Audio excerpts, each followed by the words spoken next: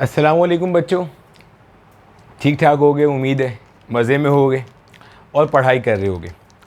तो जनाब हम लोग पढ़ रहे हैं चैप्टर नंबर 1 क्लास 11 का।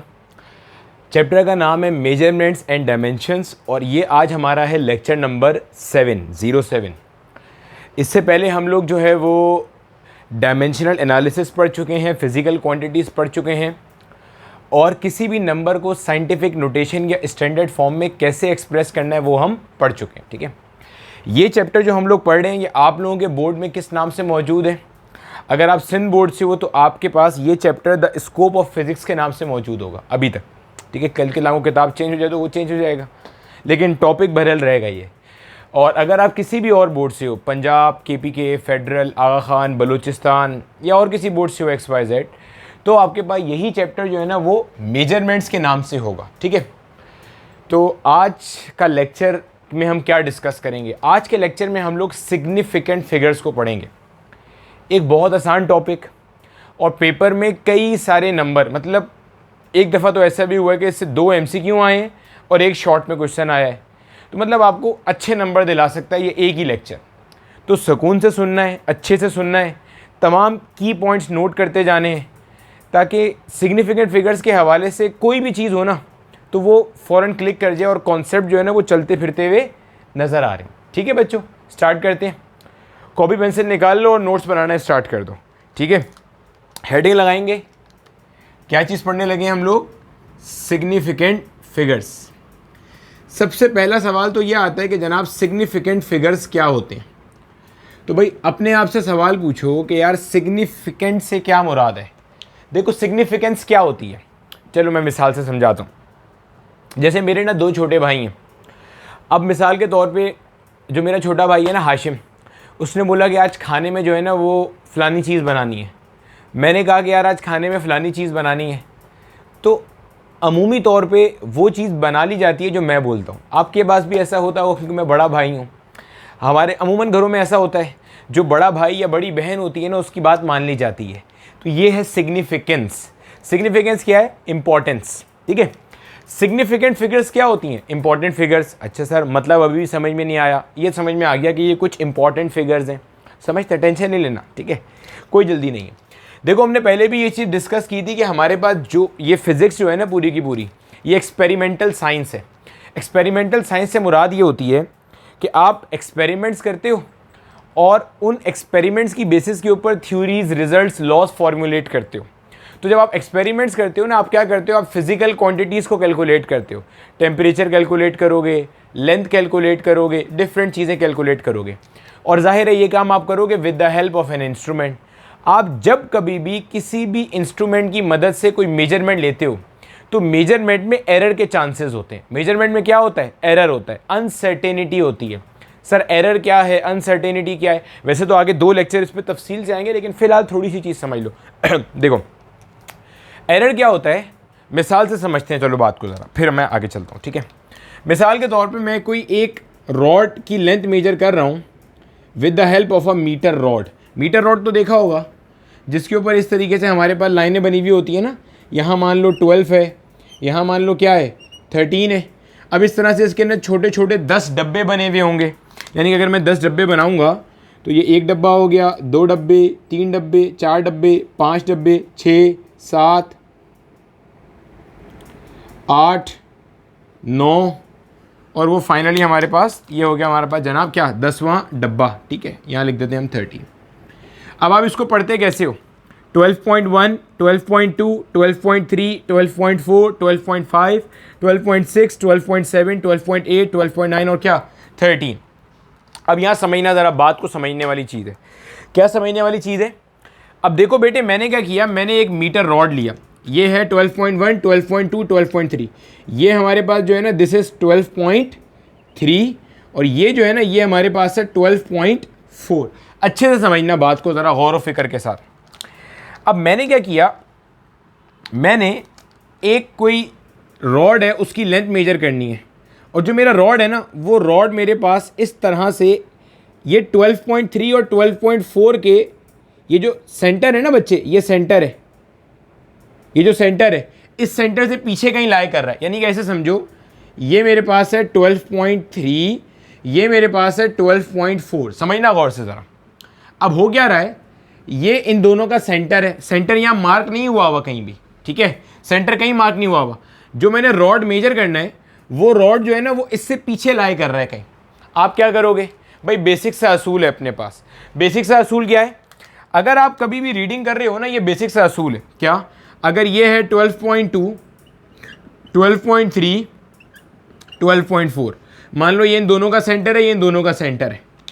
अगर आपके पास कोई भी रॉड जिसको आप लेंथ मेजर कर रहे हो, वो रॉड यहां से लेके यहां तक कहीं भी लाई करेगा, आप उसे क्या लोगे, 12.3 लोगे। मतलब 12.2 और 12.3 का जो आधा है, हाफ है, इससे आगे हो अगर रॉड, या 12.3 और 12.4 का जो आधा है इससे पीछे हो वो रॉड, यानी कि अगर वो रॉड यहां पे होता, या वो रॉड यहां पे होता, या वो रॉड यहां पे होता, इससे आगे होता या इससे पीछे होता, आप हर केस में क्या मार्क कर रहे होते, 12.3। पॉइंट समझ में आ रहा है? मैं फिर रिपीट कर रहा हूं, देखो भाई, मान लो मैंने इस मार्कर की लेंथ मेजर करनी है। अब अगर ये मार्कर मैं मीटर स्केल पे रखता हूँ, ये मार्कर 12.2 और 12.3, 12.2 और 3 के दरमियान में जो आधा है ना उससे आगे चला जाता है, तो मैं 12.3 लूँगा। 12.3 पे आता है तो भी 12.3 लूँगा। 12.3 को क्रॉस कर जाता है, लेकिन 12.3 और 12.4 के दरमियान जो है उससे आगे नहीं निकलता, उससे पीछे पीछे रहता है, यानी कि 12.3 के करीब करीब रहता है, तो भी 12.3 लूँगा। ये बता रहा था यहाँ पे क्या, अगर आपने एक रॉड रखा जो 12.2 और 12.3 के दरमियान में हाफ से आगे चला गया तो भी 12.3 लोगे। क्यों? क्योंकि आपके पास तो हाफ को मेजर करने का कोई तरीका ही नहीं है। आप या तो 12.3 पढ़ सकते हो, या 12.4 पढ़ सकते हो, या 12.2 पढ़ सकते हो। इसी तरह से ये वाला जो रॉड है ये 12.3 पे नहीं है एग्जैक्टली, लेकिन 12.4 पे भी नहीं है, तो हमने बोला भाई अगर ये इन दोनों के दरमियान से आगे निकल गया तो 12.4 ले लेंगे, दरमियान से पीछे रह गया तो 12.3 ले लेंगे। समझ आ गई यहाँ तक बात? चलो अब ज़रा इसके ऊपर ना वापस आ जाओ ताकि हम लोग अपने मसले मसाइल देख सकें, ठीक है? अभी सब समझ में आ जाएगा सिग्निफिकेंट फिगर्स क्या होते हैं। मैं बिल्कुल बेसिक से पढ़ा रहा हूँ, टेंशन बिल्कुल नहीं लेनी है, ठीक है? देखो मैंने क्या करा, मैंने एक रॉड लिया मैंने एक रॉड लिया और मैंने उस रॉड की लेंथ मेजर करी, तो मैं देखता हूँ ये जो रॉड है ना ये 12.3 और 12.4 के दरमियान से पीछे आ रहा है। 12.3 और 12.4 के दरमियान से क्या आ रहा है, पीछे आ रहा है। तो मैं क्या मार्क करूंगा, मैं बोलूंगा कि length of the rod is what, 12.3 centimetre. यही लिखूंगा मैं, क्योंकि भाई मेरे पास जो स्केल है इसमें या तो 12.3 है या 12.4 है। अब हो सकता है ये जो रॉड है इस रॉड की एक्चुअल लेंथ हो 12.32 सेंटीमीटर। समझ आ गई बात की एक्चुअल लेंथ क्या है, 12.32 सेंटीमीटर। बताने का मकसद ये है कि अगर ये जो मेरा रॉड है, अगर ये रॉड मेरा 12.25 से लेकर 12.35 तक कोई भी वैल्यू देगा, मैं इसे क्या पढ़ लाऊंगा, 12.3 पढ़ लाऊंगा। क्यों? देखो 12.25 का मतलब क्या है कि 12.2 के आधे से आगे निकल गया, 12.26, 12.2 और 12.3 के दरमियान में जो हाफ है उससे आगे आएगा। अरे भाई समझ आ रहा है ना? और 12.27 भी आगे आएगा, 12.28 भी आगे आएगा, 12.29 भी आगे आएगा, 12.3 तो ये रहा। अब 12.31, 32, 33, 34 ये सारे 12.3 और 12.4 जो है इसका जो हाफ है इससे कहाँ आ रहे होंगे, पीछे आ रहे होंगे। आप इन तमाम केसेस में वैल्यू क्या पढ़ रहे होगे, 12.3 पढ़ रहे होगे। तो क्या ये ठीक है? नहीं, ये एरर है। क्यों भाई? एक रॉड की लेंथ है एक्चुअल लेंथ 12.26, आप पढ़ रहे हो 12.3, तो ठीक कहाँ से हुआ? एरर आ गया इसमें तो 0.03 सेंटीमीटर का। समझ आया? इसी तरह से एक रॉड की लेंथ थी 12.32, आपने क्या पढ़ा, 12.3 सेंटीमीटर। ये ठीक है क्या? एरर आ गया इसमें तो। पॉइंट समझ आ रहा है? मैं फिर रिपीट कर रहा हूँ, देखो एरर कैसे आता है। अगेन रिपीट कर रहा हूँ, टेंशन नहीं लेना, ठीक है? देखो भैया, जब कभी भी आप चीज़ों को मेजर करते हो ना किसी भी इंस्ट्रूमेंट की मदद से, तो एक होता है इंस्ट्रूमेंट का लीस्ट काउंट। इंस्ट्रूमेंट का क्या होता है? Least count. लीस्ट काउंट क्या भला है? देखो लीस्ट काउंट से मुराद होती है वो कम से कम वैल्यू जो आपका इंस्ट्रूमेंट नाप सकता है। मतलब देखो ये जो आपका मीटर रॉड है ना, ये जो आपका मीटर स्केल है, ये कम से कम वैल्यू 0.1 सेंटीमीटर मेजर कर सकता है। क्या मतलब? ये 12 के बाद आपको बता सकता है 12.1। अगर किसी चीज़ का वैल्यू 12.06 है तब भी वो 12.1 बताएगा, 12.02 है तो वो 12 बता रहा होगा। पॉइंट क्लिक कर रहा है। अगर किसी चीज़ का वैल्यू 12.32 है तो वो 12.3 बता रहा होगा, क्योंकि 12.3 और 12.4, 12.3 से निकल के या तो आप 4 पे जा सकते हो या पीछे 2 पे जा सकते हो। 12.32 पढ़ने का कोई मैकेनिज्म नहीं है बीच में। 12.3 और 4 के दरमियान में ना सिंपल रीडिंग ऐसे ली जाती है कि 12.3 और 4 के दरमियान में आप जज करते हो कि यार ये जो लेंथ है ये 12.3 और 4 के दरमियान में आधे से पहले पहले है या बाद में। अगर आधे से पहले पहले है तो आप 12.3 पढ़ोगे, आधे के बाद में तो आप 12.4 पढ़ लोगे। समझ आ गई? ये चीज़ कहलाती है least count of the instrument. जैसे मीटर रॉड का लीस्ट काउंट 0.1 सेंटीमीटर है, वर्नियर कैलिपर्स का 0.01 सेंटीमीटर होता है, स्क्रू गेज का, माइक्रोमीटर स्क्रू गेज का या स्फेरोमीटर का 0.001 सेंटीमीटर होता है। बल उस पर भी आते हैं थोड़ी देर में, ठीक है। अब हम लोग बात क्या कर रहे थे, अब देखो आपने इसकी लेंथ मेजर करी और वो कितनी आई 12.3। ये 12.3 कैसे आई भाई? ये आपके पास 12.3 वाला मार्क था, ये आपके पास 12.4 वाला मार्क था। एक अंदाजे के मुताबिक ये इनका सेंटर था। अगर आपका रॉड इसके सेंटर को क्रॉस कर जाता, ये सेंटर मार्क नहीं हुआ, वो आपने इमेजिनेशन में बना लिया ये सेंटर। अगर ये रॉड इसे क्रॉस कर जाता तो आप 12.4 पढ़ते, लेकिन अगर ये रॉड क्रॉस नहीं करा, रॉड यहाँ पे कहीं था, तो आपने क्या पढ़ लिया? वैल्यू 12.3 पढ़ लिया। हालांकि एक्चुअल वैल्यू क्या थी? 12.32 थी। तो एरर आ गया इसमें। अब देखो दोबारा से मैं स्टार्ट कर रहा हूँ, क्या था सिग्निफिकेंट फिगर्स। अब ये चीज़ जहन में रखते हुए सुनना, जब कभी भी हम लोग फिजिक्स के अंदर कोई भी एक्सपेरिमेंट करते हैं, किसी फिजिकल क्वांटिटी को मेजर करते हैं ना with the help of any instrument, तो उसकी जो आप वैल्यू नापते हो ना, मेजर करते हो, उस वैल्यू में अनसर्टेनिटी होती है। अनसर्टेनिटी क्या है? एरर होता है। क्यों एरर होता है? सर हम तो बहुत अच्छे तरीके से नापेंगे तो एरर हो ही नहीं सकता। देखो आप एरर को मिनिमाइज कर सकते हो लेकिन ख़त्म नहीं कर सकते। क्यों भाई? अगर आप मीटर स्केल यूज़ कर रहे हो तो ये वाला एरर तो होगा ही होगा।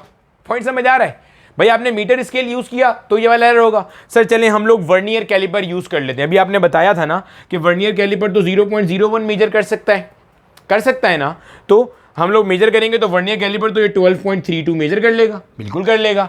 हो सकता है इस रॉड की एक्चुअल लेंथ होती 12.321 सेंटीमीटर। अब वर्नियर कैलिपर तो आपको सिर्फ इतना हिस्सा पता था 12.32, वो 1 बेचारा फिर रह गया। चलिए स्क्रू गेज यूज़ कर लेते हैं, ये हो गया। हो सकता है आगे 5 आ रहा हो, वो फिर रह जाएगा। पॉइंट समझ में आ रहा है?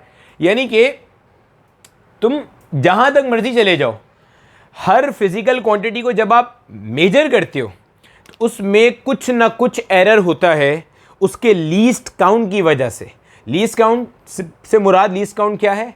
वो कम से कम वैल्यू जो वो मेजर कर सकता है। हाँ देखो एरर मिनिमाइज होता जा रहा है। कैसे? देखो यहाँ पे जो एरर था ना वो इस जगह पे था, यानी कि यहाँ पे एरर 0.02 था। भाई समझ आ रही है? आपने क्या वैल्यू मेजर करी थी? आपने मेजर किया था 12.3। अगर आप इन दोनों को माइनस करो, एरर कितना है? 0.02। सेट हो गया।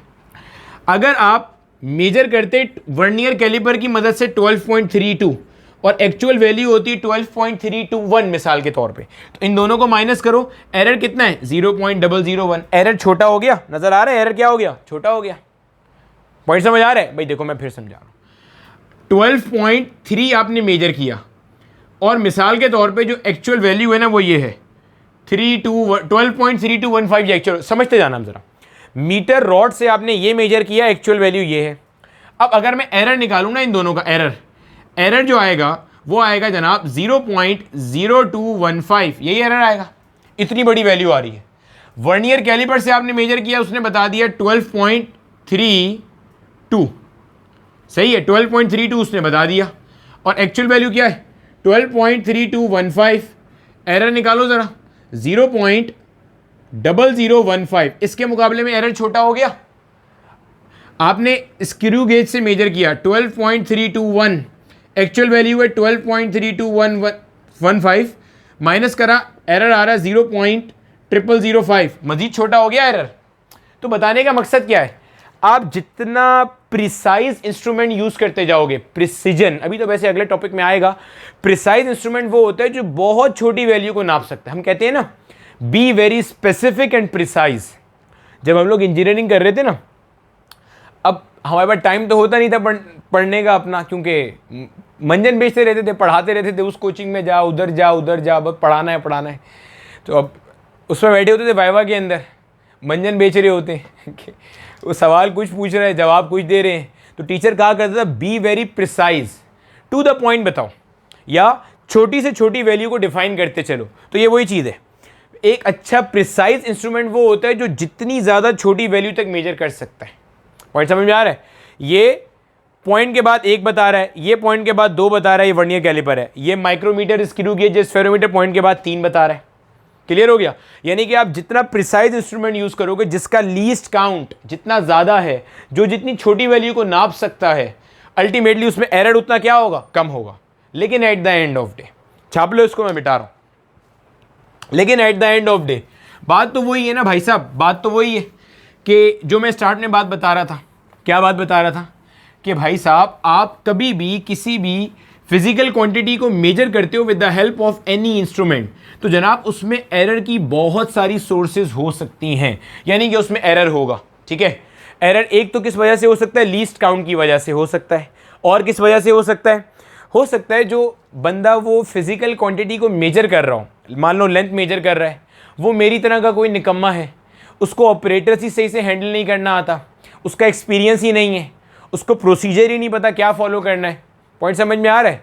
तो देयर आर डिफरेंट पैरामीटर्स, मतलब बहुत सारे तरीके हैं जिससे आपकी कैलकुलेशन में एरर्स या अनसर्टेनिटीज़ इंट्रोड्यूस हो सकती हैं। सर अभी तक सिग्निफिकेंट फिगर्स नहीं पल्ले पड़ा, अब समझ में आएगा, पहले बैकग्राउंड बन गया ना, अब देखो। ठीक है, मान लो वही वाली एग्जांपल जो भी मैंने बताई थी, आपने ये आपके पास था 12.3, बच्चे अब ज़रा गौर से समझना, कॉन्सेप्ट का फील आएगा इंशाल्लाह। ये आपके पास मीटर रॉड था जिसमें यहाँ 12.3 है, ये 12.4 है, ये मान लो इसका एक इमेजिनरी सेंटर है। आपका जो मीटर था, आपका जो चीज़ जिसको आप मेजर कर रहे थे, वो मान लो यहाँ कहीं पे आ गया। अब हो सकता है इसकी एक्चुअल वैल्यू जो है ना वो हो 12.33, लेकिन आप थोड़ी पढ़ सकते हो यहाँ पे वैल्यू, क्योंकि आप मीटर स्केल यूज़ कर रहे हो। आपके मीटर स्केल में या तो 12.3 का मार्क है, भाई मीटर स्केल अगर देखना हो ना तो अपने पास जो तुम्हारे पास ये वाला स्केल होगा ना, इस तरह का कोई स्केल होगा, इस तरह का कोई स्केल होगा, ये देख लेना, ये देखो इसमें शायद नज़र भी आ रहा हो आपको, ये देखो शायद दिख रहा हो इसके अंदर, ये 12 है, ये 12 है, और उसके बाद ये क्या है? 13 है, तो 12.1, 12.2 इस तरह से चल रहा है। मतलब आप, ये तो मैंने इतनी बड़ी जगह दिखाई है ना, एक्चुअल में इतनी बड़ी जगह थोड़ी होगी, अपने पास स्केल देख लेना, कॉपी में वो होगा ना पाउच में। ठीक है, अब देखो मैंने जो इसकी वैल्यू मेजर करी ना, मैंने इसकी वैल्यू क्या मेजर करी? 12.3। अब ज़रा समझना यहाँ पे बात को। अब मुझे ये बताओ, इसमें से डाउटफुल डिजिट कौन सा है? क्या इस 1 के बारे में कोई डाउट है? नो सर, ये 1 बिल्कुल ठीक है, रिलायबल डिजिट है। क्या इस 2 के बारे में डाउट है? ये भी रिलायबल डिजिट है। मसला कहाँ पे? इस 3 के बारे में। सर ये क्यों रिलायबल नहीं है? बेटे ये इसलिए रिलायबल नहीं है, अगर यही मीटर रॉड यहाँ पे होता 12.2, यहाँ क्या होता? 12.2, इसी तरह इनका सेंटर होता, अब समझना ज़रा, ये 12.2, ये 12.3, ये 12.2 और 3 के दरमियान का सेंटर, अगर एक चीज़ यहाँ पे रुकी होती, यही चीज़, और इसकी वैल्यू होती मिसाल के तौर पे 12.28, क्या वैल्यू होती? 12.28, आप तब भी इसे क्या पढ़ते? 12.3 पढ़ते, है ना भाई, क्योंकि 12.2 के आगे आधे से तो क्रॉस कर चुका है ना, तब भी आप क्या पढ़ते? 12.3। अगले के आधे से पहले तब भी क्या पढ़ रहे हो? 12.3। गोया कोई भी आपका जो लेंथ है, अगर वो 12.25 से बड़ा है, 12.25 से बड़ा है और 12.35 से छोटा है, यानी कि 12.25 से आगे निकल गया और 12.35 से पीछे रह गया, इन सब के लिए आप मीटर स्केल में क्या पढ़ रहे होगे? 12.3। गोया आप ये कहोगे ये वाला जो डिजिट है ना, ये रिलायबल नहीं है, ये डिजिट है अनसर्टेन डिजिट। ये क्या है? Uncertain digit. अनसर्टेन क्या होता है? गैर यकीनी। गैर यकीनी क्या होता है? गैर यकीनी सूरत हाल क्या होती है कि यार आज मिसाल के तौर पे मेट डिपार्टमेंट ने प्रेडिक्शन करी कि बारिश होगी या नहीं होगी, उन्होंने कहा कि इतने % चांस है, यानी कि अनसर्टेनिटी है, गैर यकीनी सूरत हाल है, बारिश हो गई, अब कल का पेपर कैंसिल होगा या नहीं होगा, अनसर्टेनिटी है। मैं पढ़ा रहा हूँ, तुम लोग अच्छे से पढ़ रहे हो या नहीं पढ़ रहे, अनसर्टेनिटी है। मैं तो मेहनत कर रहा हूँ ना, ठीक है, समझ में आ गई। अब सर अभी भी सिग्निफिकेंट फिगर समझ में नहीं आया। अब सुनो जो किताब में डेफिनेशन लिखी है, जो आपके टीचर आपको डायरेक्टली बताएंगे। सिग्निफिकेंट फिगर्स क्या होते हैं? तमाम रिलायबल नंबर्स प्लस पहला नॉन रिलायबल नंबर या पहला अनसर्टेन नंबर, वो कहलाते हैं सिग्निफिकेंट फिगर्स। यानी कि यहां पे आप बोलोगे इसके अंदर सिग्निफिकेंट फिगर्स कितने हैं? 3। क्यों क्यों? सिग्निफिकेंट फिगर्स क्या होते हैं? All the reliable digits. अब ये डेफिनेशन है किताब वाली जिसके लिए मैंने बैकग्राउंड बनाया था। All the reliable digits plus first non reliable, या आप कह लो first uncertain digit. All the reliable digits plus first uncertain digit, ठीक है। तमाम रिलायबल डिजिट्स और पहला अनसर्टेन डिजिट, ये क्या कहलाता है? Significant figures. कॉन्सेप्ट क्लियर हो गया? कॉन्सेप्ट एकदम चमक जाना चाहिए, क्लियर हो जाना चाहिए भाई। ये अनरिलायबल थोड़ी तो रिलायबल है, क्योंकि ये थोड़ी चेंज होगा। ये भी रिलायबल है, ये रिलायबल नहीं है। क्यों भाई? यहाँ 2 भी आ सकता है, यहाँ 3 भी आ सकता है। क्यों भाई? अगर मीटर रॉड इससे पहले रुका हुआ होता है, इससे पहले कहीं भी, तो हो सकता है 26 होता, 27, 28, 29, ये तो कुछ भी हो सकता था। तो यहाँ 2 भी आ सकता था। आपको क्या पता यहाँ क्या आ रहा है, ठीक है। इसी तरह से 3 भी आ सकता था, क्योंकि अगर 3 पे रुका हुआ है, या 3-1 है, या 3-2 है, या 3-3 है, या 3-4 है, तो यार होगा। पॉइंट समझ में आ रहा है? तो ये दिस वाज द थिंग, ठीक है। पॉइंट समझ में आ गया? तो सिग्निफिकेंट फिगर्स का कॉन्सेप्ट क्या है? फिलहाल हमने ये नहीं देखा कि सिग्निफिकेंट फिगर किसी गिवन नंबर में निकालते कैसे हैं। अभी हमने सिर्फ ये सीखा है कि सिग्निफिकेंट फिगर्स होते क्या है। तो कॉपी में लिख लेना, all the reliable digits, all the reliable digits plus first non reliable digit या फर्स्ट अनसर्टेन डिजिट, वो क्या कहलाता है? Significant figures. अब सिग्निफिकेंट फिगर्स निकालने के जनाब रूल्स हैं कुछ अपने पास, ठीक है। तो अब जो है ना वो रूल लिख लो, ये सारी चीज़ें अपने पास लिखते रहना, ठीक है। कि जनाब रिकॉर्डेड रिजल्ट, जो रिकॉर्डेड रिजल्ट होता है ना, वो कंटेन करता है क्या?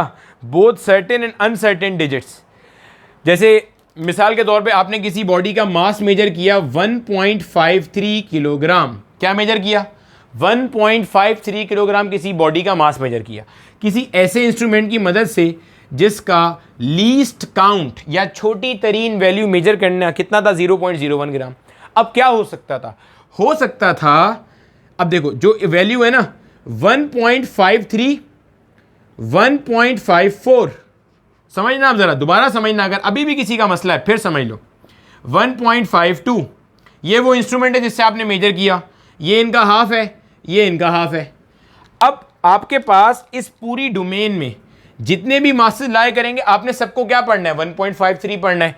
हो सकता है वो मास 1.25 से बड़ा होता और 1.535 से छोटा कोई मास होता। पॉइंट समझ आ रहा है भाई? अगर 1.526 होता, यानी कि यहां कहीं पे लाई करता, आप तब भी 1.53 पढ़ते, क्योंकि आप तो 0.01 यानी कि इस डिजिट के बाद तो आप कोई चीज पढ़ ही नहीं सकते। समझ आ गई? तो 1.526 होता, आपने तब भी ये पढ़ना था। 1.529 होता, आप तब भी ये पढ़ते। 1.534, 32, 33 आपने यही पढ़ना था। ऐसे ही समझ आ गई?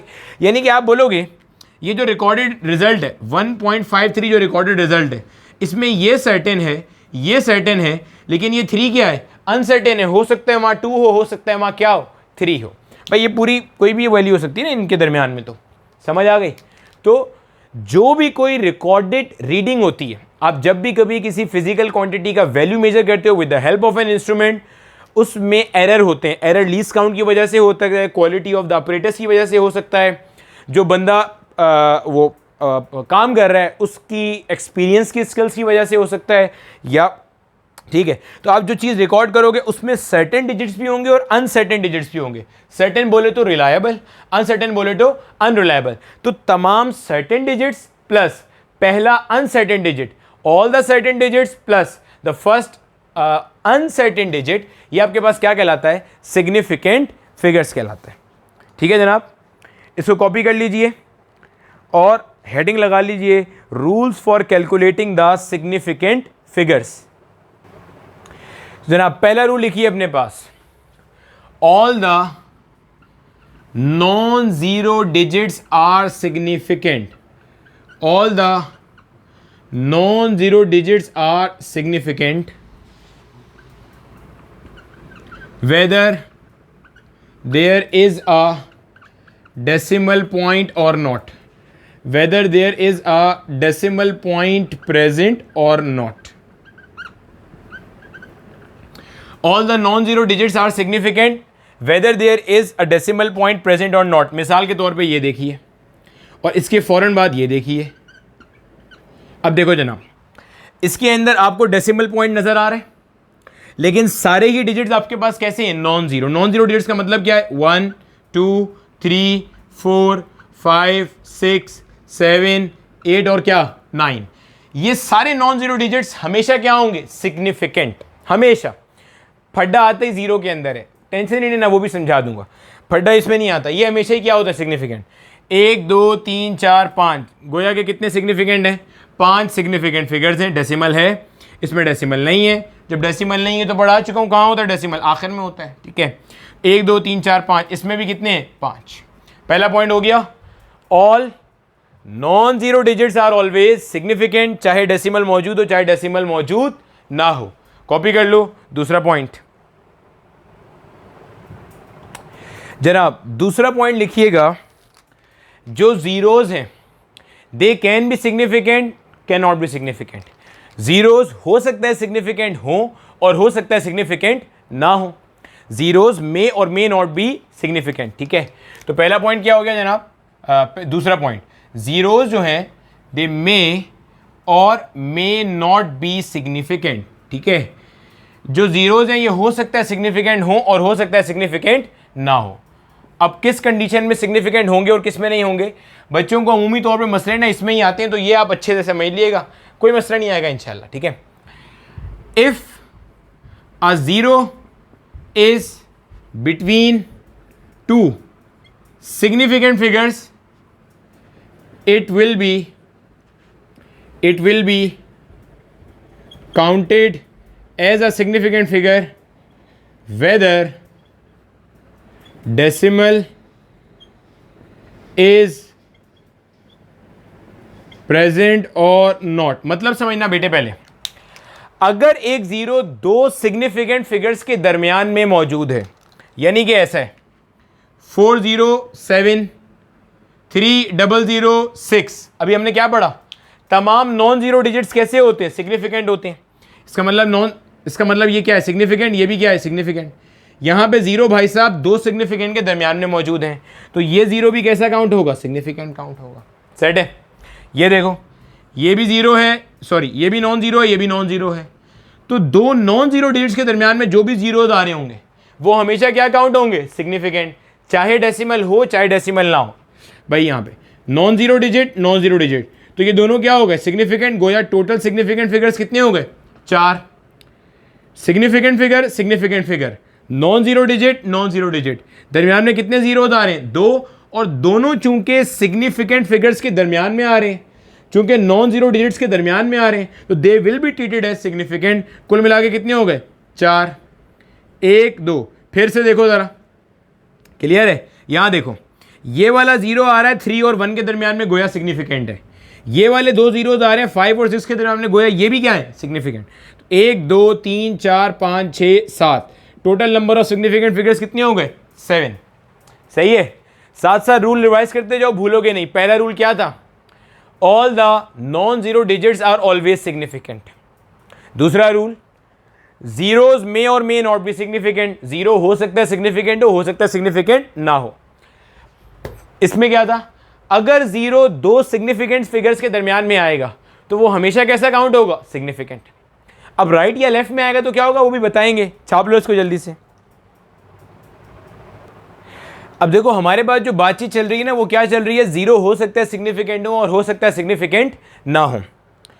अब हमने अभी बात करी कि अगर दो सिग्निफिकेंट फिगर्स के दरमियान में जीरो आ रहा है तो वो हमेशा कैसा काउंट होगा? सिग्निफिकेंट। अब देखो 2 रूल का part B, zeros to the left of significant figures are non significant. Zeros to the left of significant figures are non significant, मतलब समझना। 047 लिखा हुआ है। अब क्या इसमें 47 सिग्निफिकेंट है? Yes sir. 4 है, 7 है, बिल्कुल है। तो इनके लेफ्ट में जो जीरो आ रहा है ना, इनके लेफ्ट में जो जीरो आ रहा है वो नॉन सिग्निफिकेंट होगा। सर अब बच्चों के जहन में ना तकरीब कारों वाले क्वेश्चन आते हैं। सर अगर मैं इसको ऐसे लिख दूं, अब सर अब देखें ना, अब ये देखें सर, अब ये वाला जीरो बताएं ज़रा। बच्चे होते हैं ना, सवाल पूछते हैं सर ये वाला जीरो बताएं। अब सर ये वाला जीरो बताएं, ये सिग्निफिकेंट है या नॉन सिग्निफिकेंट? भाई ये सिग्निफिकेंट है सर। अभी तो आपने कहा कि zeros to the left of a significant figure are non significant, तो इसको क्यों सिग्निफिकेंट मान रहे? बेटे इससे पहले एक रूल पढ़ाया था, तो पहले वो रूल तो देख लो। वो क्या था? अगर एक जीरो दो सिग्निफिकेंट के दरमियान में आ रहा है तो वो हमेशा कैसा काउंट होगा? सिग्निफिकेंट। समझ आ गई? अब देखो यहां पे तो इधर कुछ नहीं आ रहा है ना, तो आपने सिंपल दूसरा रूल देख लिया कि zero to the left of a significant figures are non significant, किसी काम के नहीं है, उड़ा दो उन्हें। ठीक है, देखो ये सिग्निफिकेंट फिगर्स हैं, इनके लेफ्ट में ये जो जीरोज है ना सारे के सारे, दे आर नॉन सिग्निफिकेंट, किसी काम के नहीं है, ये किसी काम के नहीं है ये। इसी तरह ये देखो ये टू है सिग्निफिकेंट, इससे पीछे वाला जो है ये किसी काम का नहीं है। सेट है? अब ये देखो ये है, इससे पीछे वाले ये सारे किसी काम के नहीं है ये। हाँ, अब यही चीज ऐसे होती 2.0549, यही भाई साहब ऐसे होता। सही है, यही चीज अपने पास ऐसे होती। मैंने कुछ नहीं किया, या इसको चलो ऐसे कर लो। अब तो मैंने बिल्कुल ही कुछ नहीं किया, सिर्फ 0 और 2 की जगह बदल दी। अब ये वाला जीरो सिग्निफिकेंट है, क्यों? ये 2 और 5 के दरमियान में आ रहा है। पॉइंट समझ में आ रहा है? देख रहे हो, सिर्फ जगह पलटने से वो सिग्निफिकेंट हो गया। क्लियर हो गया? वो है ना एक शेर, एक नुक्ते ने महरम से मुजरिम बना दिया। देखो जगह पलटने से वो नॉन सिग्निफिकेंट से क्या हो गया? सिग्निफिकेंट। पॉइंट समझ में आ गया? क्या बात मैंने बताई? अब अभी तक के 3 रूल रिवाइज कर लो। पहला रूल, तमाम non zero digits are always significant. दूसरा, जीरो हो सकता है सिग्निफिकेंट हो सकता है सिग्निफिकेंट ना हो। कब सिग्निफिकेंट होगा? इसका पार्ट ए क्या था? अगर जीरो दो नॉन सिग्निफिकेंट फिगर्स के दरमियान में आ रहा है तो वो हमेशा कैसा काउंट होगा? सिग्निफिकेंट। अगर जीरो लेफ्ट ऑफ सिग्निफिकेंट, मतलब अगर जीरो आ रहा है on the left of a significant figure, यानी कि आपके पास ऐसे कोई सिग्निफिकेंट फिगर है, इसके लेफ्ट में जीरो आ रहा है, ये 6 है, ठीक है, इसके लेफ्ट में जीरो आ रहा है, तो ये सिग्निफिकेंट नहीं है, नॉन सिग्निफिकेंट है। Zeros to the left of significant figure are non significant. छाप लो, आगे चल रहे हैं। अब आएगा जनाब, अब मिडिल वाले पढ़ लिए, लेफ्ट वाले पढ़ लिए, अब कौन से आएंगे? राइट वाले आएंगे। अब देखिए जनाब, हम ये बात पढ़ रहे हैं जीरोस हो सकता है सिग्निफिकेंट हो और हो सकता है सिग्निफिकेंट ना हो। हमने दो सिग्निफिकेंट फिगर्स के दरमियान वाले जीरोस देख लिए कि वो हमेशा सिग्निफिकेंट होंगे। सिग्निफिकेंट फिगर के लेफ्ट में जीरो आ रहा है तो वो हमेशा नॉन सिग्निफिकेंट होगा। ये अब इंटरेस्टिंग है, इसको समझिएगा, जरा समझना। देखो, zeros to the right, zeros to the right of significant figure may और may not be significant. Sir ये क्या मजाक कर दिया, यहां भी यही है यहां भी यही है। समझो तो सही ना, टेंशन क्यों ले रहे हो, सब समझा रहे हैं। देखो, अगर सिग्निफिकेंट फिगर के राइट साइड पे जीरो आ रहा है ना, वो हो सकता है सिग्निफिकेंट हो और हो सकता है सिग्निफिकेंट ना हो। मसलन देखो, अगर आपके पास कोई नंबर इस तरह का है ना, डेसिमल फ्रैक्शन वाला नंबर है कोई, ये सारे नंबर मैंने डेसिमल फ्रैक्शन वाले लिखे हुए। अगर कोई डेसिमल फ्रैक्शन वाला नंबर है तो इसमें जो सिग्निफिकेंट फिगर के राइट साइड पे जीरोज आ रहे हैं या टर्मिनेटिंग जीरोज हैं, वो हमेशा सिग्निफिकेंट होंगे। मतलब देखो, समझना जरा, क्या मैं कह सकता हूं ये सारे के सारे सिग्निफिकेंट फिगर्स हैं? बिल्कुल सर। तो बेटे ये भी सिग्निफिकेंट होंगे। क्या बोला? डेसिमल फ्रैक्शनल नंबर्स में जो टर्मिनेटिंग जीरोज होंगे, डेसिमल फ्रैक्शन नंबर में, डेसिमल वाले नंबर में सिग्निफिकेंट फिगर्स के राइट साइड पे आने वाले जीरोज हमेशा सिग्निफिकेंट होंगे। डेसिमल फ्रैक्शन वाले नंबर में, डेसिमल वाले नंबर में सिग्निफिकेंट फिगर्स के राइट साइड पे आने वाले जो जीरोज होंगे वो हमेशा क्या होंगे? सिग्निफिकेंट। यानी कि ये दोनों क्या होंगे? सिग्निफिकेंट। कुल मिला के क्या हो जाएंगे? 5 सिग्निफिकेंट फिगर्स। इसी तरह ये देखो, ये सिग्निफिकेंट है तो ये वाला जीरो भी कैसा काउंट होगा? सिग्निफिकेंट काउंट होगा। डेसिमल वाले नंबर में सिग्निफिकेंट फिगर्स के राइट साइड पे आने वाले जीरोस कैसे काउंट होते हैं? सिग्निफिकेंट। क्लियर है? इनको टर्मिनेटिंग जीरोस भी कहते हैं। ठीक है, किताब में ऐसा भी लिखा मिलेगा, फेडरल बोर्ड की किताब में, in a number which is less than 1, या इन अ नंबर जो कि डेसिमल फ्रैक्शन में है या डेसिमल वाला नंबर है, उसमें terminating zeros are always significant. Terminating zero कहाँ आएगा? अबे राइट में ही आएगा ना, नंबर वहीं टर्मिनेट करता है हमेशा। क्या ये दो जीरो सिग्निफिकेंट होंगे सर? अभी नहीं होंगे ना, अभी पीछे वाले रूल में पढ़ा था भाई, ये 8 है ना सिग्निफिकेंट, इसके लेफ्ट साइड पे, सिग्निफिकेंट फिगर के लेफ्ट साइड पे जो जीरो आता है वो कैसा होता है? Non significant. तो ये थोड़ी होगा, ठीक है, ये नहीं है। कितने टोटल? 1 2 3 सिग्निफिकेंट फिगर है। अब इसमें देखो ये होगा, नो सर ये नहीं होगा क्योंकि ये सिग्निफिकेंट फिगर के लेफ्ट में आ रहा है इसलिए नहीं होगा। लेकिन ये डेसिमल वाला नंबर है, इसमें सिग्निफिकेंट फिगर के राइट पे जो आएगा वो होगा, बिल्कुल होगा। कितने हो गए? 4 सिग्निफिकेंट फिगर्स हो गए। तो क्या बात आपने पढ़ी? आपने ये बात पढ़ी कि अगर सिग्निफिकेंट फिगर, अगर आपके पास 0 आ रहा है सीधे हाथ पे किसी सिग्निफिकेंट फिगर के, तो हो सकता है वो सिग्निफिकेंट हो और हो सकता है वो सिग्निफिकेंट ना हो। अगर डेसिमल वाला नंबर है, अगर क्या है? डेसिमल वाला नंबर है, तो डेसिमल वाले नंबर में जो राइट साइड पे 0 आ रहा है, किसके राइट साइड पे? सिग्निफिकेंट फिगर्स के राइट साइड पे जो 0 आ रहा है वो हमेशा कैसा होगा? सिग्निफिकेंट। ठीक है, मिसाल के तौर पे मैंने ऐसे लिख दिया 1.000, तो ये 3 जीरो सिग्निफिकेंट फिगर्स के राइट साइड पे आ रहे हैं, तो ये तीनों सिग्निफिकेंट फिगर काउंट होंगे, यानी कि कुल मिला के क्या बन जाएगा? ये कुल मिला के ये बन जाएगा जनाबे वाला 4। लिख लेना यहाँ पे अपने पास।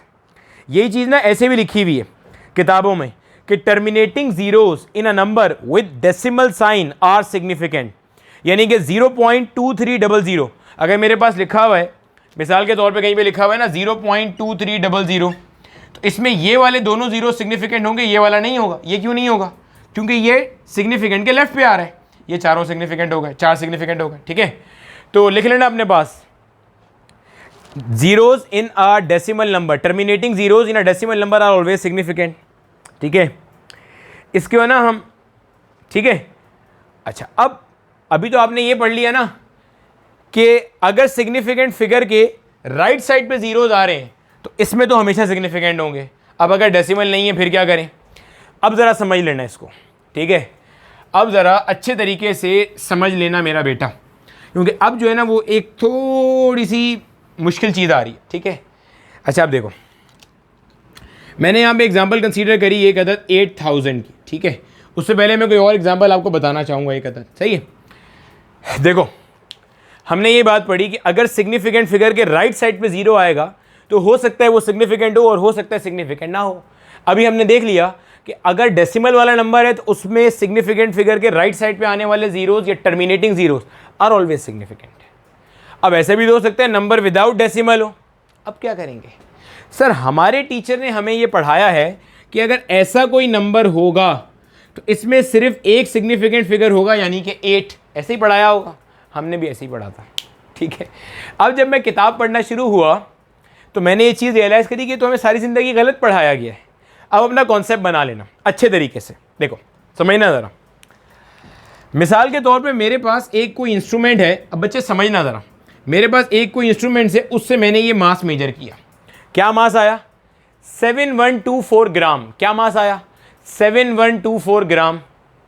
अच्छा, ये जो मास मैंने मेजर किया था, ये मास मैंने मेजर किया था एक ऐसे इंस्ट्रूमेंट से जिसका लीस्ट काउंट क्या है? 1 ग्राम। लीस्ट काउंट क्या है? 1 ग्राम।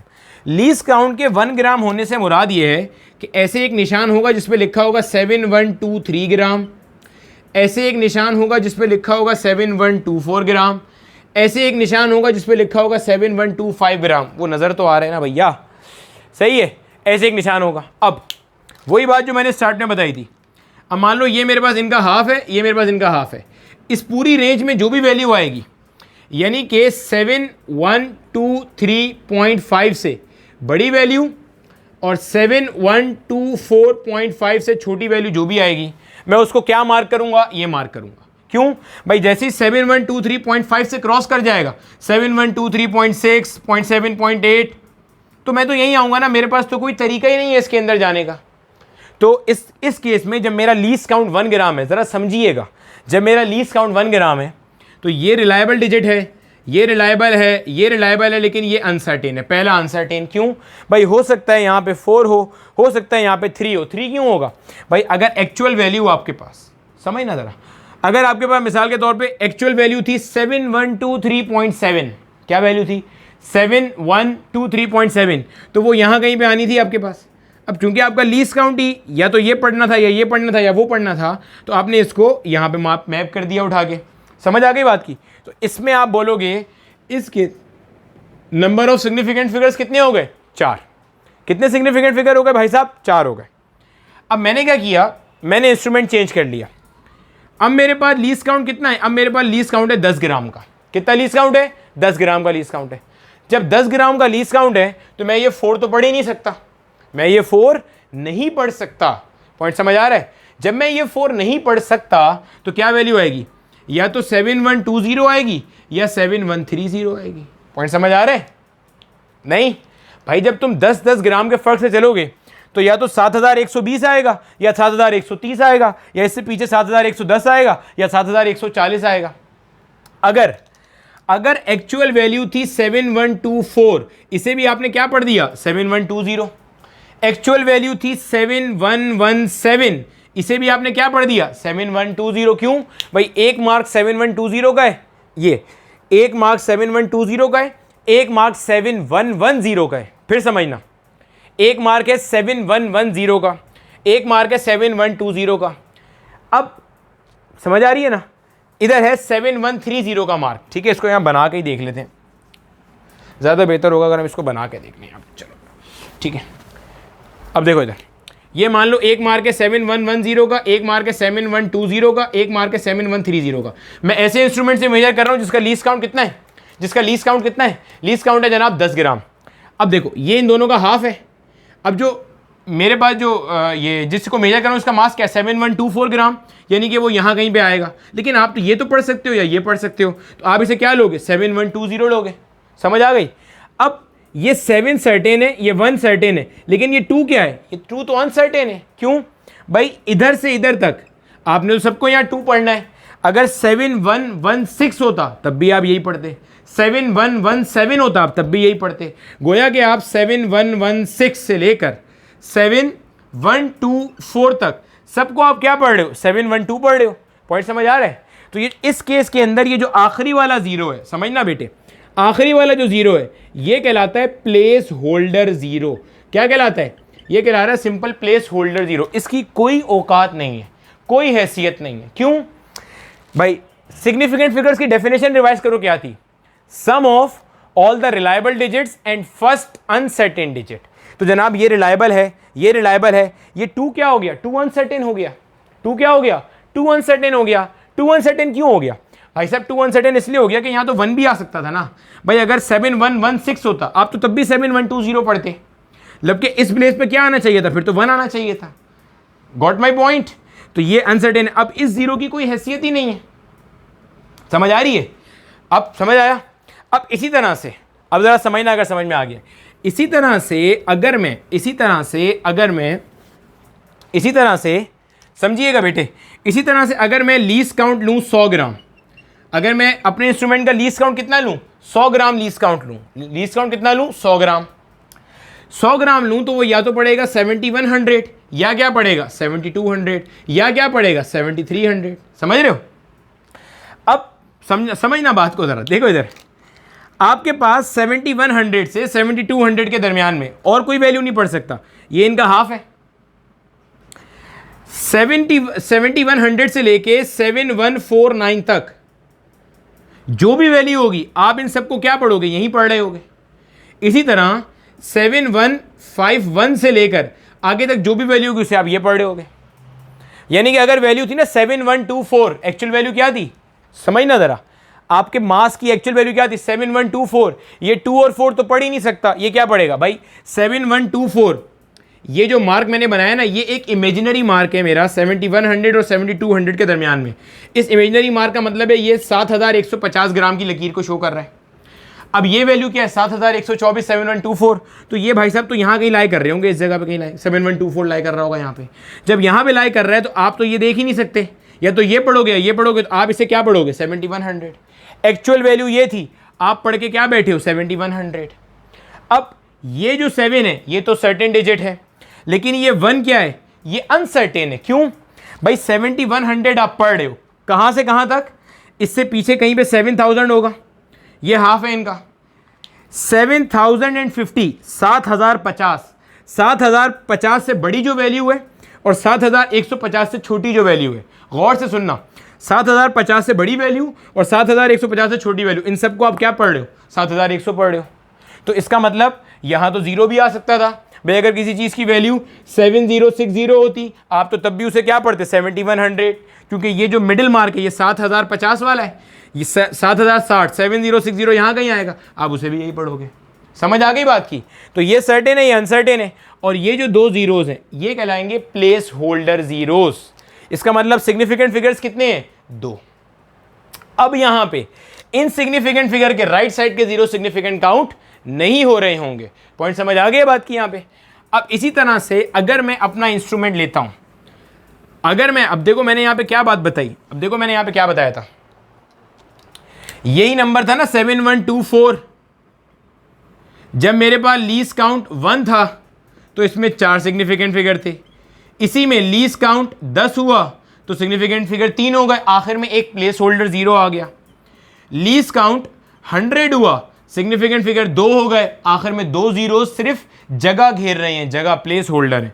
अगर मेरा लीस्ट काउंट 1000 का हो जाता तो क्या होता, मैं या तो इसको पढ़ता 7000, या मैं पढ़ता 8000, या मैं पढ़ता 6000। उम्मीद है कॉन्सेप्ट ना क्लियर हो रहा होगा, दिमाग के ढक्कन खुल गए होंगे। अब इसमें क्या होगा, सिर्फ इसमें सिर्फ एक सिग्निफिकेंट फिगर होगा। तो यानी कि बेटे अगर कभी भी ऐसा नंबर लिखा हुआ आए, इसका मतलब ये इसमें कितने सिग्निफिकेंट फिगर्स हैं ये डिपेंड करता है आपके मेजरिंग इंस्ट्रूमेंट के लीस्ट काउंट के ऊपर। यानी कि इसके अंदर हो सकता है एक सिग्निफिकेंट फिगर हो, सिर्फ 8 सिग्निफिकेंट हो, 3 जीरोस प्लेस होल्डर हो सकता है इसमें 2 सिग्निफिकेंट फिगर हो, 2 जीरोस प्लेस होल्डर हो सकता है इसमें 3 सिग्निफिकेंट फिगर हो, 1 जीरो प्लेस होल्डर हो सकता है इसमें चारों सिग्निफिकेंट फिगर्स हो। पॉइंट समझ में आ रहा है? Getting my point? 4 significant figures भी हो सकते हैं, 5 भी हो सकते हैं इसमें। पता है कैसे? अगर मैंने ये, भाई ये एक सिग्निफिकेंट कब होगा, जब मेरा लीस्ट काउंट है 1000 का। 2 कब होंगे, जब मेरा लीस्ट काउंट है 100 का। 3 कब होंगे, जब लीस्ट काउंट है 10 का। 4 कब होंगे, जब लीस्ट काउंट है 1 का। अगर मेरा लीस्ट काउंट 0.1 का है तो मैं तो यहां तक मेजर कर सकता हूं ना 8000.0, हाँ या ना? अब ये वाला 0 भी सिग्निफिकेंट फिगर में काउंट होगा। क्यों भाई? 0.1 तक यहां तक मेजर कर सकता हूं, अब अनसर्टेनिटी यहां आएगी। ये वाला कॉन्सेप्ट समझ में आ गया तो मज़ेदार बात हो जाएगी, क्योंकि ये वाला कॉन्सेप्ट अमूमी तौर पे क्लासेस में पढ़ाया नहीं जाता। ठीक है, तो जनाब अपने पास नोट कर लो इसको, क्या कि आपके पास इस नंबर में जो हमारा ये था ना, मैं इसको रिवाइज कर देता हूँ, zeros to the right of significant figures may और मे नॉट बी सिग्निफिकेंट। अगर कोई डेसिमल फ्रैक्शन वाला नंबर है, कोई डेसिमल वाला नंबर है, तो उसमें राइट साइड के जो जीरोस होंगे वो हमेशा क्या होंगे? सिग्निफिकेंट होंगे। Terminating zeros in a decimal number are always significant.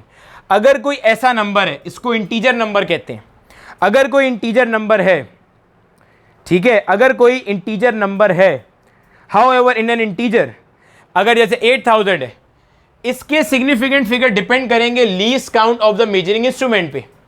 अगर लीस्ट काउंट 1 है, 1 का मतलब क्या है? यूनिट। वो बचपन में आपने कभी शायद पढ़ा होगा, मैं बता भी देता हूँ।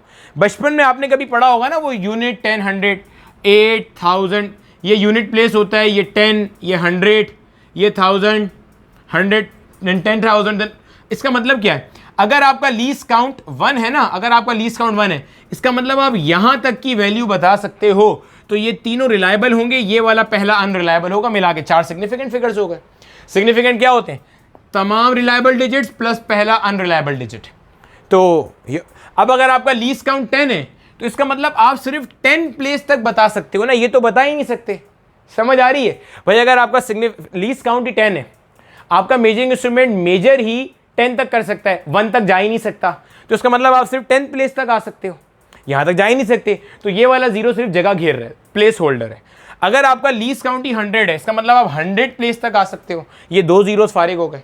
अगर आपका लीस्ट काउंट 1000 है तो इसका मतलब आप सिर्फ 1000 प्लेस पे आ सकते हो, यानी कि सिर्फ ये सिग्निफिकेंट है, rest all the things are non significant.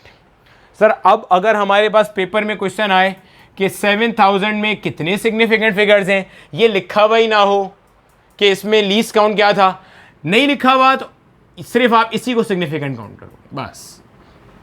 नहीं लिखा हुआ तो भाई यही सिग्निफिकेंट है बस। जैसे कहीं लिखा हुआ आ रहा है 8400, अब अगर नहीं लिखा हुआ कि इसमें कौन से कितना लीस्ट काउंट है, तो आप बोलोगे ये 8 और 4 दोनों ही क्या है? सिग्निफिकेंट है। आप बोलोगे ये 2 जीरोस जो हैं ये सिर्फ प्लेस होल्डर हैं, फारिग है, नॉन सिग्निफिकेंट है। लेकिन अगर वो आपके साथ चालाकी कर दे, अगर कोई अच्छा एग्जामिनर है जिसे इन सब चीज़ों की समझ है, वो ऐसे नंबर लिखे और कहे आपने किसी बॉडी का मास मेजर किया 8000 ग्राम और जिस इंस्ट्रूमेंट से मेजर किया उसका लीस्ट काउंट था 1 ग्राम। 1 ग्राम मतलब यूनिट प्लेस तक नाप सकता है। तो गोया 1 2 3 4 significant figures are there.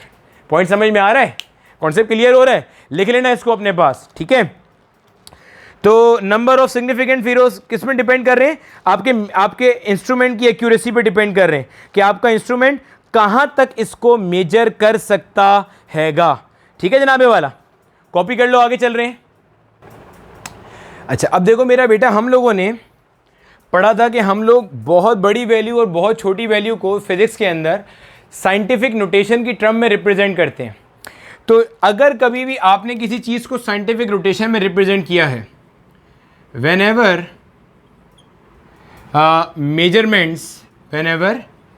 measurements are reported in scientific notation, जब भी कभी आपने मेजरमेंट्स को साइंटिफिक नोटेशन में रिप्रेजेंट किया है तो क्या होगा?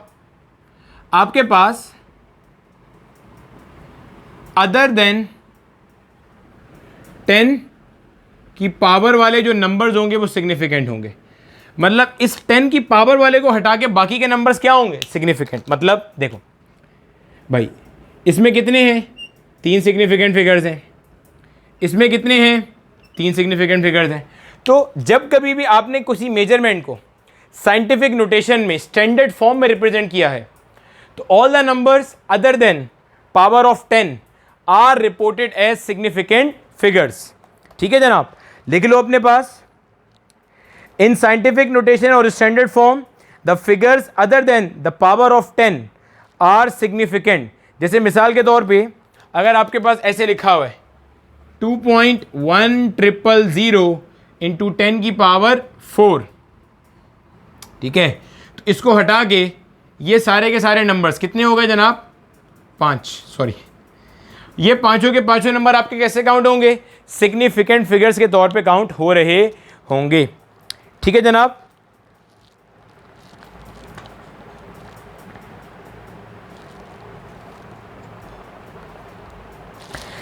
एक पॉइंट अपने पास और नोट कर लो, 4th पॉइंट का नाम देके। आपके पास सिग्निफिकेंट फिगर्स की वैल्यू में कोई चेंज नहीं आता अगर आप सिस्टम ऑफ यूनिट्स चेंज करें। सिग्निफिकेंट फिगर की वैल्यू में कोई चेंज नहीं आता अगर आप सिस्टम ऑफ यूनिट्स चेंज करें। मिसाल के तौर पे आपके पास एक वैल्यू है, इसको 4th करके लिख लेना, ठीक है, अभी लिखवा भी देता हूँ। 0.02315 मीटर। हमें पता है अगर मुझे मीटर से सेंटीमीटर में जाना हो तो क्या करना होता है? Multiply by 100। तो अगर मैं मल्टीप्लाई बाय 100 करूँगा क्या बनेगा? ये 1 और 1 डेसिमल 2 प्लेस आगे जाएगा। लास्ट वीडियो में ये बात डिस्कस हुई थी। 2.315 ये क्या हो गया? सेंटीमीटर हो गया। सेट है? ये क्या हो गया? सेंटीमीटर में कन्वर्ट हो चुका। सेट है? अच्छा, अब समझो ज़रा, यहाँ पे आपके पास कितने सिग्निफिकेंट हैं? देखो भाई, all the non zero digits are significant. गोया ये चारों तो हो गए सिग्निफिकेंट पहली नज़र में ही। अब इसके उल्टे हाथ पे जो 2 जीरोस हैं ये नॉन सिग्निफिकेंट है, क्योंकि zeros on the left of a significant figure are non significant. पढ़ चुके अभी हम, यानी कि यहाँ 4 सिग्निफिकेंट फिगर थे। अब यहाँ देखो ये चारों ही क्या हैं? सिग्निफिकेंट। पॉइंट समझ में आ रहा है? तो अपने पास क्या पॉइंट नोट करोगे? नो चेंज अकर्स, कोई चेंज नहीं आता in the number of significant figures by changing the units of the measured value. यानी कि अगर हम मेजर्ड वैल्यू का यूनिट चेंज करें तो यूनिट को चेंज करने की वजह से सिग्निफिकेंट फिगर्स की तादाद में कोई चेंज नहीं आता। क्लियर है भैया? छाप लो जल्दी से। इसके बाद हम लोग इसके अंदर 1-2 कैलकुलेशन देख लेते हैं कि एडिशन सब्ट्रैक्शन में कैलकुलेशन क्या करनी होती है, मल्टीप्लिकेशन डिवीजन में क्या करनी होती है। Then we are done with the concept of significant figures. अच्छा बेटे, अब देखो हमारे पास ना सिग्निफिकेंट फिगर्स का हम लोग इस्तेमाल करते हैं किस तरह से। आपको क्या करेगा एग्जामिनर? आपको बोलेगा कि यार मैंने ना ये लेंथ मेजर करी है with the help of different instruments. मान लो 72.1 एक वैल्यू आई, 3.42 एक वैल्यू आई, 0.003 एक वैल्यू आई। आपको कह रहा है इनको ऐड करो using the rules of significant figures. दो रूल्स हैं, एक रूल एडिशन सब्ट्रैक्शन का जो हम पहले पढ़ रहे हैं, मैंने लिख दिया पहले ताकि टाइम ज़ाया ना हो, एक रूल मल्टीप्लिकेशन डिवीजन का जो इसके बाद पढ़ेंगे, ठीक है। अब करना क्या है, दोनों रूल बहुत आसान सिंपल से, बस आपने समझ लेने हैं, ठीक है। पहला रूल क्या है, जब कभी भी आप एडिशन या सब्ट्रैक्शन कर रहे हो तो एडिशन या सब्ट्रैक्शन आप करोगे तो कोई लाजमी तो नहीं है ना सबके अंदर एक जितनी डेसिमल के बाद वैल्यूज़ हो, यानी कि सब एक जितना प्रिसाइज हो। डेसिमल में जिस वैल्यू में डेसिमल के बाद जितने ज़्यादा नंबर हैं वो उतना प्रिसाइज है, पढ़ाया था ना अभी, उतनी छोटी वैल्यू को नाप रहा है वो। ऐसे ही है ना भाई, इसका मतलब सबका प्रिसीजन एक जैसा तो नहीं होगा, सब एक जितना प्रिसाइज नहीं होंगे, सब डेसिमल के बाद एक जितना छोटी वैल्यू मेजर नहीं करेंगे, या डेसिमल के बाद सबके पास एक जितने सिग्निफिकेंट फिगर्स नहीं होंगे। तो आपने क्या करना है समझो ज़रा। अब मैंने मान लो इसको ऐड करना है, देखो बेटा ये आपको ऐसे लिखा मिलेगा, 72.1 को आपने ऐड करना है, 3.42 में ऐड करना है, 0.003 में using the rules of significant figure as it is question आएगा। आपने लिखना कैसे है इनको, देखो डेसिमल के नीचे डेसिमल चलना चाहिए बस, और कुछ नहीं करा मैंने, डेसिमल के नीचे डेसिमल चला दिया। अब यहाँ कुछ नहीं है तो 3 आ गया एज इट इज़, 2 आ गया एज इट इज़, 1 + 4 कितना होता है 5, डेसिमल के नीचे डेसिमल उतर गया, 2 + 3 5, 7 आ गया एज इट इज़। ये आंसर आ रहा है 75.523। अभी ये आंसर नहीं है, लिख के आओगे तो नंबर 0 मिलेगा। क्यों, उसने ये नहीं कहा था इनको ऐड करके आंसर बता दो, अबे जाहिर सी बात है, ठीक है, मतलब शादी में थोड़ी है भाई ये लिख के आ जाओगे। उसने कहा था using the rules of significant figures. अब समझो रूल्स क्या हैं।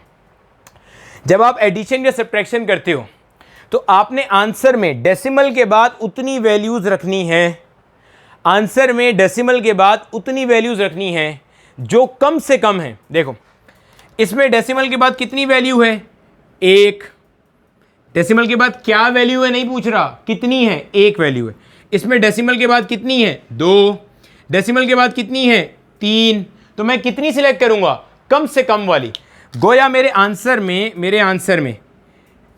में डेसिमल के बाद सिर्फ 1 वैल्यू होनी चाहिए, यानी कि मेरा आंसर सिर्फ यहां तक होना चाहिए, इन्हें मैंने हटाना है। पहले तो यहां तक क्लियर कर लो, हटाना क्या ये मतलब नहीं ऐसे मिटा दिया, वो राउंडिंग ऑफ का तरीका सिखा रहा हूं अभी, ठीक है, उसकी टेंशन नहीं लो। फिलहाल ये देखो डेसिमल के बाद आपने कितनी वैल्यूज रिटेन रखनी है इसका फैसला कौन करेगा, जिन तमाम नंबर्स को ऐड या सब्ट्रैक्ट किया जा रहा है उनमें से जिसके पास लीस्ट प्रिसीजन वाली वैल्यू है, डेसिमल के बाद least number of significant figures हैं, उनको आपने देखना है। मतलब देखो व्हाइल एडिंग और subtracting the given numbers, number of decimal places retained, retained का मतलब क्या है रखना, in the answer should be equal to what, the smallest number of decimal places being added और सब्ट्रैक्टेड। इसमें कोई अल्लाह का बंदा या बंदी total number of significant figures calculate ना करना शुरू कर दे। मैंने कहीं नहीं कहा कि अगर आप इनको ऐड करो तो जो least number of significant figures हैं उसकी डेसिमल वैल्यू रखनी है, कहीं कहा ऐसा? मैंने कहीं कहा कि जो लीस्ट अगर आपने जो इससे पहले वाली बात भी थी ना, मैंने कहा डेसिमल के बाद जिसके पास सबसे कम सिग्निफिकेंट फिगर्स हैं, मैंने ओवरऑल सिग्निफिकेंट फिगर की बात नहीं करी, आसान कर लो, डेसिमल के बाद जिसके पास सबसे कम नंबर है वो रखना है आपने, सिग्निफिकेंट फिगर को भाड़ में डालो, ठीक है। वैसे मैंने पहले भी ओवरऑल सिग्निफिकेंट फिगर की बात नहीं की थी, लेकिन अगर जहन में आ भी रहा है तो सिग्निफिकेंट फिगर को साइड पे कर दो। मेरा कहने का क्या मतलब था, डेसिमल के बाद सबसे कम सिग्निफिकेंट फिगर, देखो डेसिमल के बाद इसके पास सिर्फ 1 सिग्निफिकेंट फिगर है, डेसिमल के बाद इसके बाद 2 हैं, डेसिमल के बाद इसके पास कितने आ रहे हैं नंबर्स, 3 नंबर्स आ रहे हैं। पॉइंट समझ आ रहा है? सिग्निफिकेंट फिगर को साइड में ही कर दो, कंफ्यूजन ही क्रिएट ना हो। सिंपल ये देखो डेसिमल के बाद किसके पास सबसे कम नंबर है, इसके पास 1 है, इसके पास 2 है और उसके पास क्या है 3 है। हमने नंबर ऑफ सिग्निफिकेंट फिगर्स नहीं देखने, अगर सिग्निफिकेंट फिगर देखोगे तो इसके ओवरऑल सिग्निफिकेंट फिगर्स कितने हैं 3, इसके भी कितने हैं 3, इसके कितने 1 सिग्निफिकेंट फिगर है, इसका तो सिर्फ 1 ही सिग्निफिकेंट फिगर है ना 3, ये जीरोस तो नॉन सिग्निफिकेंट है। तो अगर सिग्निफिकेंट फिगर के हिसाब से देखते तो इसके लिहाज से डेसिमल रखना पड़ता, लेकिन ऐसा नहीं है, इसलिए मैंने यहां लिख दिया number of significant figure is not important, significant figure को यहां बाढ़ में डालो। एडिशन और सब्ट्रैक्शन करते हुए answer should be as precise as the least precise quantity, यानी कि आंसर में सारी वैल्यूज में डेसिमल के बाद जिसके पास सबसे कम नंबर हैं, डेसिमल के बाद गिनती कर लेना, डेसिमल के बाद जिसमें सबसे कम नंबर हैं वो आपने रखना होगा। पॉइंट समझ आ गया? अच्छा, अब सर समझ में आ गया डेसिमल के बाद एक डिजिट होना चाहिए, अब इसका क्या करें? अब यहाँ पे आता है बेटे राउंडिंग ऑफ। क्या करना है? Rounding off. अब राउंडिंग ऑफ का तरीका सीख लीजिए पहले। अगर मान लो आपके पास लिखा हुआ है 4.17, इसे आपने राउंड ऑफ करना है यहाँ तक। तो देखो, अगर आपने जिस डिजिट को हटाना है, अगर आपने जिस डिजिट को हटाना है वो 5 से बड़ा है, अगर आपने जिस डिजिट को हटाना है वो 5 से क्या है? बड़ा है, तो इसको हटाओगे और इससे पीछे वाले नंबर में एक ऐड कर दोगे, यानी कि ये हो जाएगा 4.2। क्लियर है? जिसको हटाना है अगर वो 5 से बड़ा है, अगर वो 5 से बड़ा है तो इसको हटाओगे और पीछे वाले में एक ऐड कर दोगे, यानी कि अगर आपके पास 8.77 होगा तो ये बन जाएगा 8.8। इसे हटाया, पीछे वाले में एक ऐड कर दिया। सेट है? अगर आपने जिसे हटाना है वो 5 से छोटा नंबर है, इसको हटाना है और यहाँ तक लेकर आना है, डेसिमल के बाद एक डिजिट तक राउंड ऑफ करना है। जिसको हटाना है वो 5 से क्या है? छोटा है, तो एज इट इज़ रख दोगे इसको, बस उसको हटा दोगे, इसको एज इट इज़ रख दोगे। सेट है? क्लियर हो गया? यानी कि अगर ऐसा था 8.74 था, यहाँ तक लेकर आना था, तो सिंपल क्या हो जाएगा? 8.7, कोई ऐड नहीं होगा। अगर जिसको हटाना है, अगर जिसको हटाना है, अगर जिसको हटाना है वो खुद ही क्या है? 5 है। समझा हो जरा? जिसको हटाना है वो खुद ही क्या है? 5 है। तो आप देखोगे जो इससे प्रीवियस नंबर है वो ऑड है या इवन है? 5 से पहले वाला नंबर ऑड है या इवन? ऑड नंबर्स कौन से होते हैं? जो 2 के टेबल में नहीं आते। 1 है, 3 है, 5 है, 7 है, 9 है, ये ऑड है। इवन कौन से? जो 2 के टेबल में आते हैं। 2 है, 4 है, 6 है और 8 है, ये दे आर इवन। आप देखोगे पीछे वाला ऑड है या इवन है? अगर ऑड है, अगर ऑड है तो +1 कर दोगे। 5 हटाया, आपने इसे कर दिया 4.2। क्या कर दिया? 4.2। अगर इवन होता तो कुछ नहीं करते, मतलब ऐसे था 4.25, देखो ये क्या आ रहा है? 5 आ रहा है। हटाना है मैंने इसको, पीछे क्या है? पीछे देखो नंबर क्या है? 2 कैसा नंबर है? इवन नंबर है, एज इट इज छोड़ दिया। पॉइंट समझ आ गया? ये राउंडिंग ऑफ के रूल्स हैं भैया। क्या जिसको हटाना है, जिसको हटाना है ना, उसको देख लो कि वो 5 से बड़ा है या 5 से छोटा। अगर 5 से बड़ा है, हटाओ, पीछे वाले में एक ऐड कर दो। जिसको हटाना है 5 से छोटा है, ऐसे ही हटा दो, पीछे कुछ नहीं करना। हटाना है वो भाई खुद ही 5 है, फसाद की जड़ है। पीछे देखो ऑड है, इवन है। ऑड है तो +1 कर दो, इवन है तो कुछ नहीं करो, एज इट इज छोड़ दो। सेट है? ये अपने पास रूल्स है भैया। इन रूल्स को अपने पास आप लिख लो जल्दी से।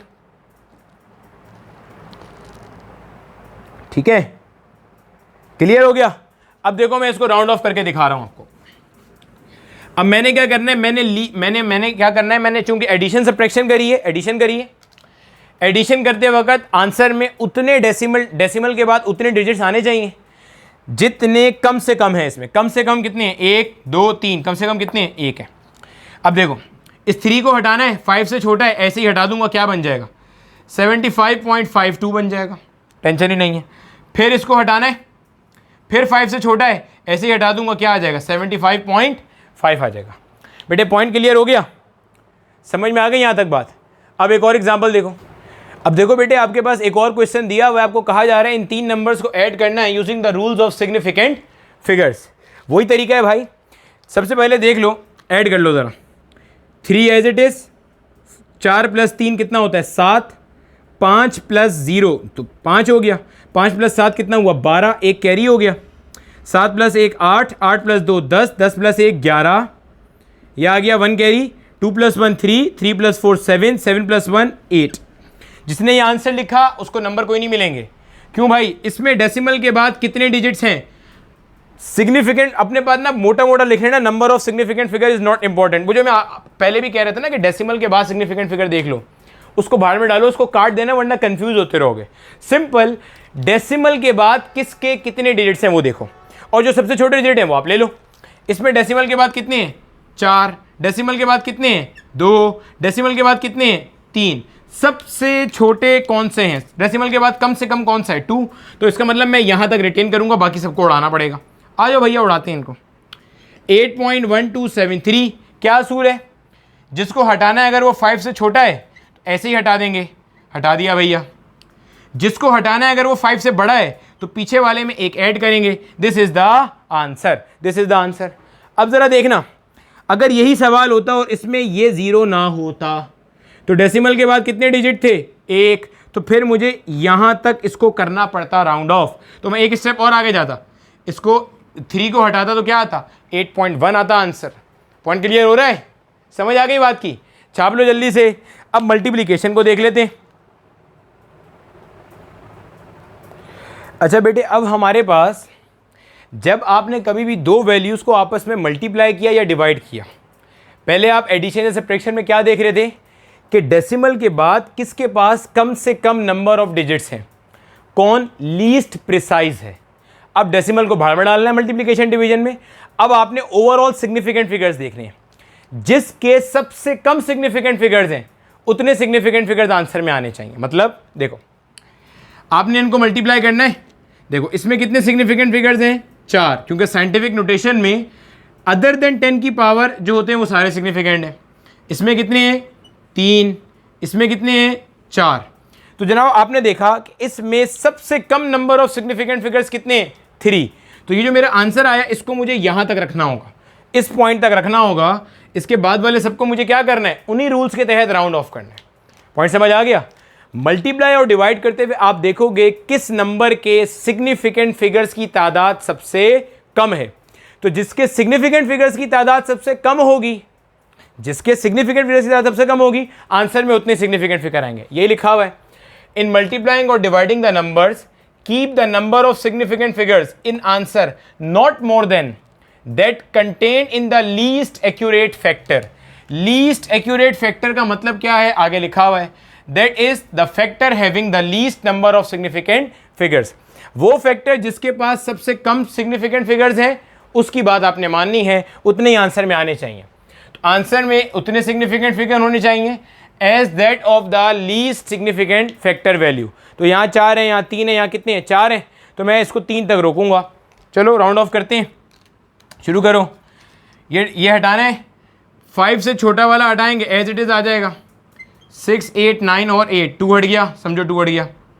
अब ये 8 हटाऊंगा तो यहाँ +1 होगा, 8 हटाऊंगा तो यहाँ क्या होगा? +1 +1 होगा। 9 + 1 क्या होता है? 10। तो जब 10 होगा तो ये क्या बनेगा? 1.457690। पॉइंट समझ आया भाई? 8 था ना, 8 हटाया तो 9 में 1 ऐड हुआ तो 10 हो गया, 0 आया 1 ऊपर चला गया। अब ये 0 हटाया, 9 एज इट इज आ गया। जब ये 9 हटाऊंगा तो पीछे एक ऐड हो जाएगा, यानी कि 7 हो जाएगा। 7 हटाऊंगा पीछे फिर एक ऐड हो जाएगा, 1.458। 8 हटाऊंगा पीछे फिर एक ऐड हो जाएगा, 1.46। और जो आगे मासूम 10 पावर 3 चल रहा था उसको एज इट इज़ ले आओ। ये जनाब मेरे पास इसका आंसर आ गया। ठीक है, अब मैं आपके सामने एक क्वेश्चन लिख रहा हूँ। सबसे पहले अब आपने एक क्वेश्चन ये खुद से आपने करना है। ठीक है, 45.26 हमारे पास बलूचिस्तान बोर्ड की एग्जांपल है। 45.26 मल्टीप्लाई बाय 2.41। अब वीडियो को पॉज करो और तसल्ली के साथ इसका आंसर निकालो। पहले तो कैलकुलेटर से इसका आंसर निकाल लो, फिर तय करो कि कितने सिग्निफिकेंट फिगर तक रखना है इसे, और वहाँ तक का आंसर निकाल के मैच करो। चलो बेटे, उम्मीद है आपने ये कर लिया होगा। और ये मुझे एग्जांपल ना बलूचिस्तान बोर्ड की बहुत ही अच्छी लगी थी, इसलिए मैंने बोला कि इसको सबके साथ ही शेयर कर लिया जाए। अच्छा, मज़ेदार बात ये है कि ये एक बार अपना फेडरल वालों के पेपर में और एक बार हमारे सिंध वालों के पेपर के अंदर भी एग्जांपल आई हुई है। ठीक है, एज इट इज़ ये एग्जांपल पूछी हुई थी बोर्ड के पेपर्स के अंदर। ठीक है, ई कैट एमटी कैट के अंदर यहाँ से आप जो इस लेक्चर का टेक अवे है ना, वो आपसे तो रूल्स पूछेगा कि एडिशन और सब्ट्रैक्शन में आप क्या चीज़ देखते हो, मल्टीप्लिकेशन डिवीजन में आप क्या चीज़ देखते हो, या ऐसे रिजल्ट कैलकुलेट करके भी पूछ सकता है। याद रखना, पूछा है माजी में। ठीक है, क्वेश्चन आए हुए हैं इसके भी ई कैट एमटी कैट के अंदर भी। तो अब देखो, आपने जब इनको मल्टीप्लाई किया होगा आपके पास आंसर आ रहा है 109.0766। ठीक है मेरा बेटा, अब आपने मल्टीप्लिकेशन डिवीजन में देखना होता है कि सबसे कम नंबर ऑफ सिग्निफिकेंट फिगर जिस वैल्यू के उतने ही आपके आंसर में आ रहे हो। देखो जनाब, इसके पास 3 सिग्निफिकेंट फिगर हैं और इसके पास 4 हैं। हमें आंसर में कितने चाहिए? सिर्फ 3 चाहिए। सिर्फ 3 का मतलब इधर ही रोकना पड़ेगा आंसर। क्यों भाई साहब? ये 0 सिग्निफिकेंट है क्योंकि सैंडविच हुआ हुआ है between 2 non significant figures. Round of करो भैया, ये 6 उड़ाएंगे तो 109.07। इस 6 को उड़ाऊंगा तो पीछे वाले 6 में एक ऐड हो जाएगा, 7 हो गया। अब ये 7 उड़ाऊंगा तो 109.0, ये उड़ाऊंगा तो पीछे एक ऐड हो जाएगा, 8 हो गया। फिर उड़ाऊंगा 109. ये 8 हटेगा तो यहाँ फिर एक ऐड हो जाएगा, 1 हो जाएगा। अब ये 1 तो 5 से छोटा ही है ना, तो कोई टेंशन ही नहीं है। ये आंसर है मेरा बेटा। पॉइंट समझ आ रहा है? This is the answer. Point clear हुआ? समझ आ गई बात? अगर यहाँ 2.140 होता तब भी यही आंसर आता, फिर आप 109.1 तक छोड़ के आते। पॉइंट क्लियर हो गया? तो बेटे ये हमारे पास पूरा का पूरा टॉपिक था सिग्निफिकेंट फिगर्स के हवाले से। एक एक चीज़ जो हमारी पाकिस्तान के किसी भी बोर्ड की किताब में मेंशन है मैंने पूरी तफसील से बता दी है। कोई भी किताब आप पढ़ सकते हो इंशाल्लाह। इसके बाद अल्लाह की ज़ात से उम्मीद है आपको बहुत अच्छे से समझ में आ जाएगी। मुझे बताना कि दिमाग के ढक्कन खोले, ख़ास तौर पे वो 8000 वाले पॉइंट के ऊपर या नहीं, ठीक है। अगली क्लास में इंशाल्लाह हम एरर्स एंड अनसर्टेनिटीज़ पढ़ेंगे। देन उसके बाद हमारा ये लेक्चर और चैप्टर जो है ना वो अपने मंतकी अंजाम तक पहुँच जाएगा। नेक्स्ट वीडियो तक के लिए खुश रहो, पढ़ते पढ़ाते रहो। अल्लाह हाफ़िज़ नासिर।